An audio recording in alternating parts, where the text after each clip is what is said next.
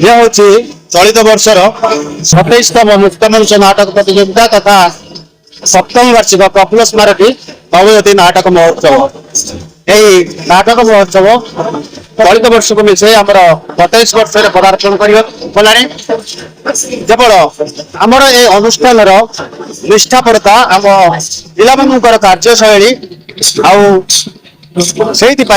वर्तमान पर्यंत आमर ये अनुष्ठान दृष्टि रखी ये अनुष्ठान बर्तमान छतु गुड़िला सबुआड़े अनुष्ठान गढ़ी उठुची किंतु नवदतीर गोटे भल गुण अच्छी जे कि तार विचारक जो मैंने विचारक अच्छा से विचार रे भी त्रुटि करते क्या पार्शियालिटी करते से उचित विचार करती से अनुष्ठान को ओडिशार कोण अनुकूल प्रत्येक नाट्य संस्था एठार जोग देवाई बहुत उत्कंठार सह आगे आसती। आज को 27 वर्ष है एपर्यंत अनुष्ठान कौन सरकार तरफ अनुदान पाए केवल नवदती उत्कलर वरिष्ठ सदस्य मैंने आमर बड़ भाई मैंने जो मैंने बाहर अच्छा से अत्यंत साहाय्य जो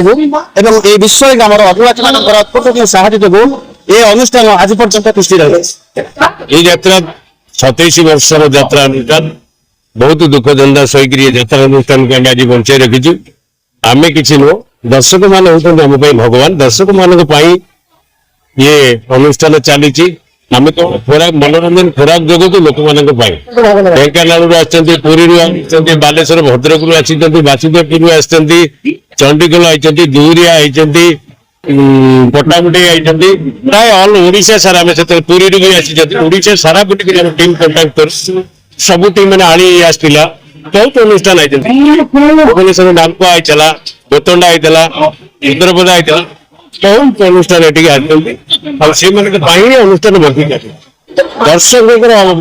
भल पाइबा हेतु आज 27 वर्ष ये अनुष्ठान पदार्पण करते भरपूर दर्शक हमें जोटा कि स्टेज उपर ठिया मन प्रफुल्लित हुए नाटक करने एक्टिंग करने भल लगे नहीं जज ये अच्छा बिना जज आम ये टूर्णामेंट करूना लोक मान जो भ्रांत धारणा था से पार्शियालिटी कर भी भूल आमर ये अनुष्ठान कौन सी दिन जज पाखे हस्तक्षेप करती ना से जज जहाँ डिसीजन ने आम अनुष्ठान सब टीम मैंने मानि ना बाध्य दर्शक को प्राधान्य दि जाए दर्शक 10 मार्क रखा जाए से माने टोकन सिस्टम रही से टोकन भी दिखती जो 10 मार्क से आड करा जाए गोटे तेलेंगा कहना हूँ समय बड़ बलवान आज गोटे तेलेंगा रोल अच्छी टोटकाटिया कलाकार टीए जहाँ कर देखिए साधारण जनता मान देखिए